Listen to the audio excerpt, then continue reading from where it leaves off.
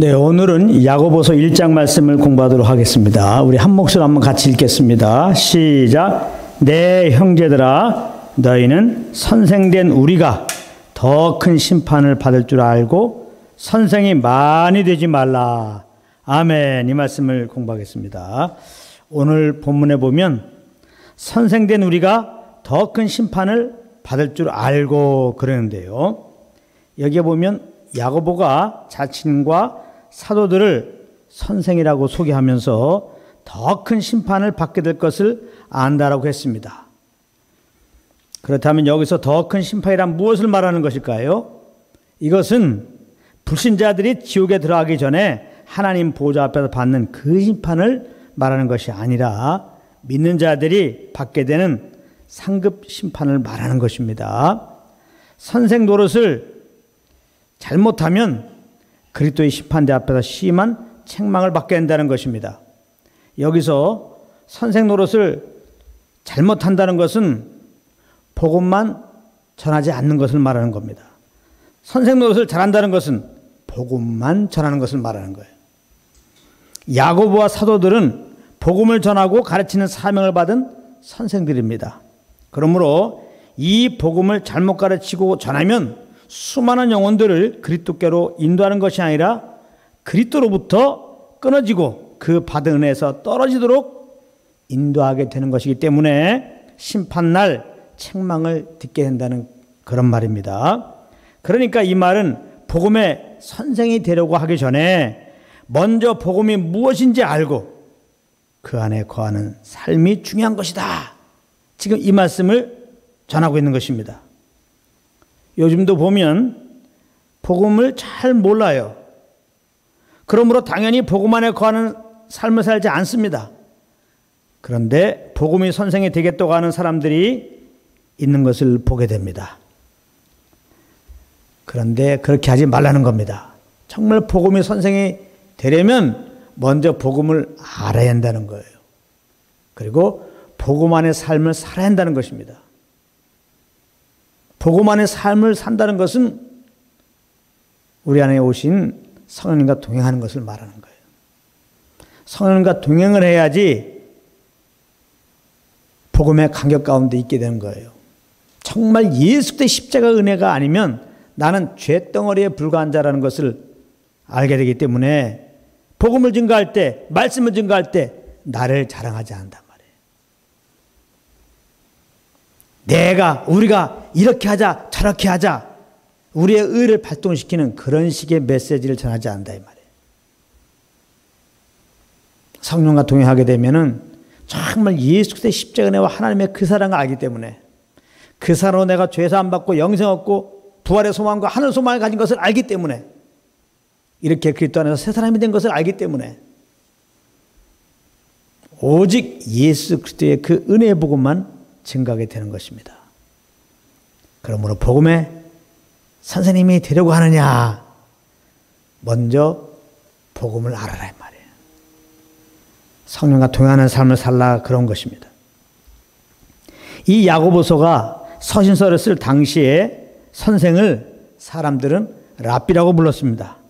이 랍비들은 율법학자로서 율법을 가르치고 율법의 생활 양식을 따라 살 수 있도록 지도하는 일과 상담자 역할을 하여서 당시 유대 사회에서는 아주 큰 존경을 받는 부류들이었습니다.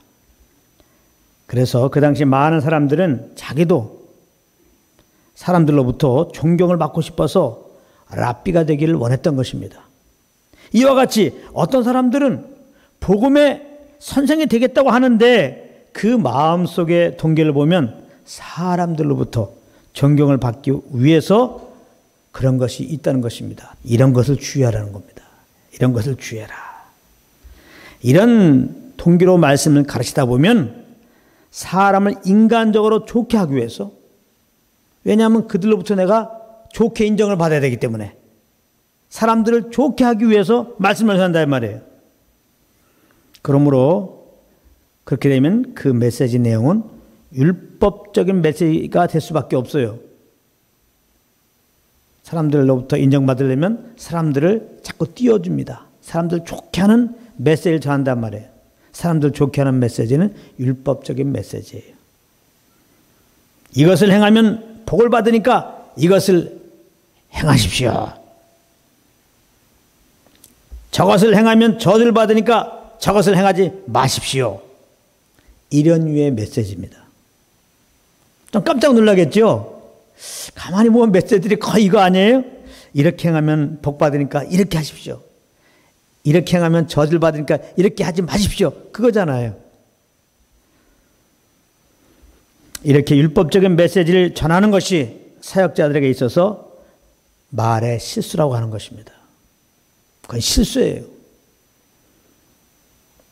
복음 선생님은 복음만 전해야 되는 겁니다. 근데 복음만 전하는 것이 아니라 율법적인 메시지를 전하면 그건 잘못된 거예요. 이것은 성령의 통제를 떠난 말입니다.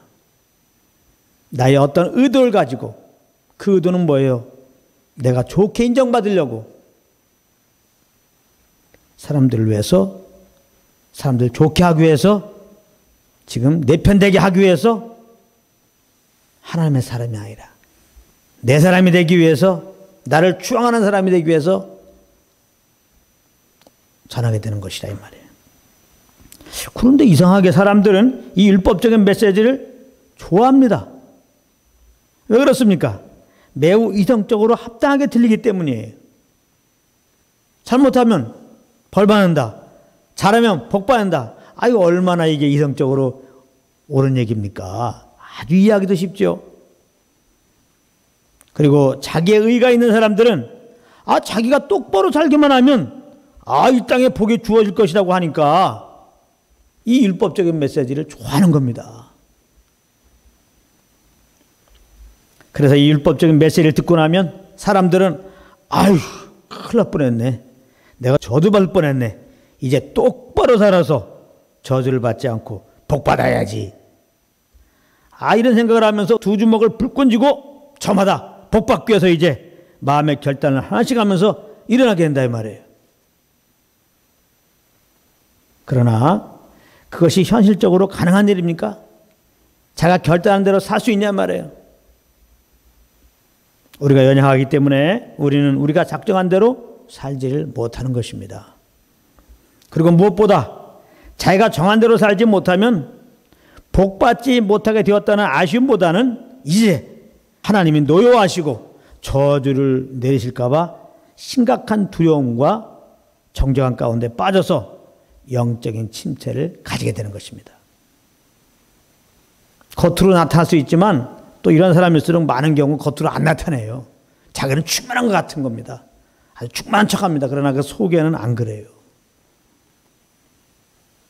자기의 의로 율법을 잘 지켜서, 교회법을 잘 지켜서 복을 받겠다고 한 사람들은, 근데 원치 않게 자꾸 내가 정한 대로 원한 대로 살지 못해요. 그러면 정죄감이 있다니까요. 이제 하나님이 나에게 뭔가 저주를 내실 것이 아닌가, 이런 두려움이 엄습해서 그 영혼은 눌리게 돼 있어요. 눌리게 돼 있습니다. 율법적인 메시지를 드리면 처음에는 아멘 하게 돼요. 뭔가 주님을 뜨겁게 사랑하는 듯 신앙의 열심을 가지게 됩니다. 그러나 결국에 가서는 번아웃 되는 거예요. 그러므로 사역자는 오직 예수 그리스도만 전해야 되는 겁니다. 그래야지 자기 연약함과 죄들로 인하여 눌린 영혼들이 예수 그리스도의 보혈을 의지하고 다시 소성함을 받을 수 있기 때문에 그렇습니다. 복음만이 그 영혼을 살리는 거예요. 이렇게 복음으로 영혼을 살리는 것을 하나님이 기뻐하시는 것입니다. 율법적인 메시지는 그 영혼을 살리는 것이 아니라 그리스도에서 이미 죽은 우리의 옛사람을 다시 살리는 거예요. 그래서 우리의 의로, 우리의 열심으로 하나님을 잘 섬겨드리자, 하나님의 법을 잘 지켜드리자, 그래서 이 땅에서 복받자, 이렇게 나가는 거거든요. 완전히 다른 겁니다. 그런데 지식적으로 복음을 알고 있는 복음 선생님들이 왜 복음만 전하지 못하게 될까? 왜 율법적인 메시지를 전하는 말의 실수를 할까? 처음에도 말했지만 성령과 동행하지 않아서 그래요.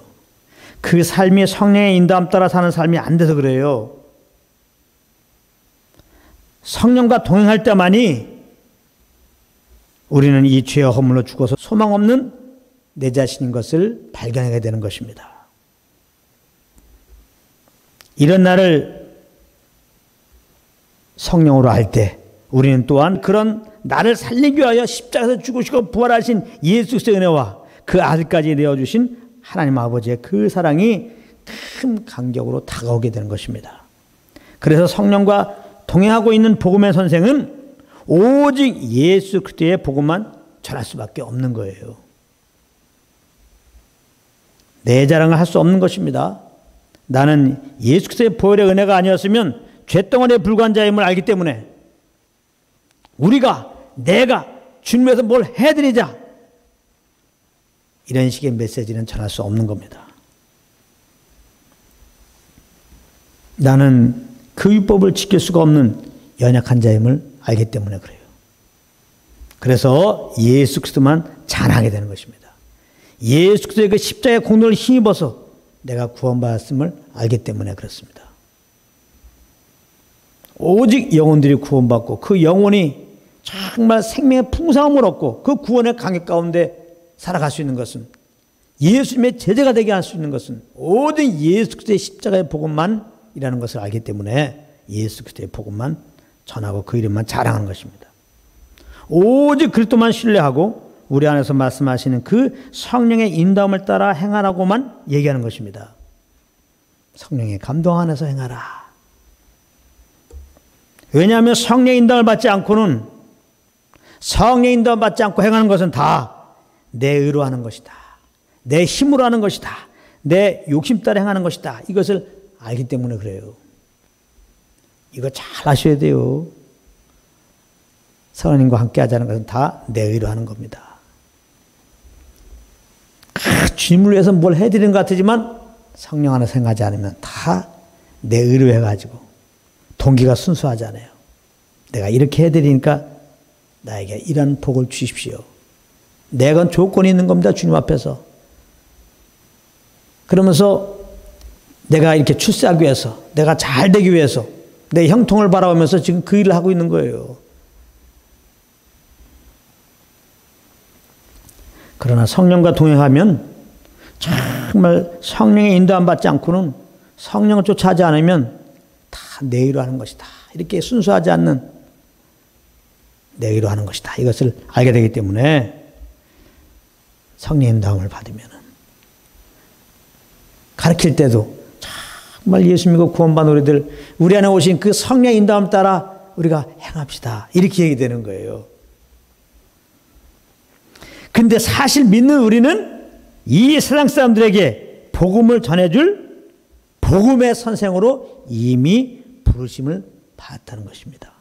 이걸 아셔야 돼요. 그러므로 우리는 어떻게 됩니까? 날마다 복음을 알게 힘써야 되는 거예요. 자꾸 복음을 듣게 힘써야 되는 거예요. 복음을 알아야 전하는 것이죠. 자꾸 복음을 들어야 됩니다. 그리고 무시로 우리 안에서 말씀하시는 성령 의식하고 이분의 인도함을 따라야 되는 것입니다. 의식하면 돼요. 이분을 의식하면 돼요. 이분을 의식하면은 이분이 지금 나에게 무엇하기 원한다 딱 알게 돼요.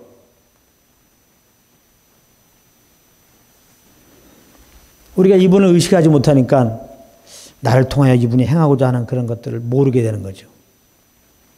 이분을 딱 의식하게 되면은 내가 어떤 생각을 해야 하기를 원하는지, 내가 어디로 가야 되기를 원하는지 이것을 우리가 알게 돼요.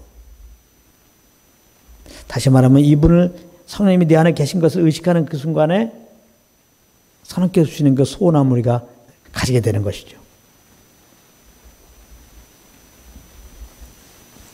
그래서 우리는 날마다 복음을 알게 힘쓰고 복음을 듣게 힘쓰고 그 복음 안의 삶으로 인도하시는 성령과 교통 속에서 이분의 인도함 받기에 힘써야 되는 것입니다.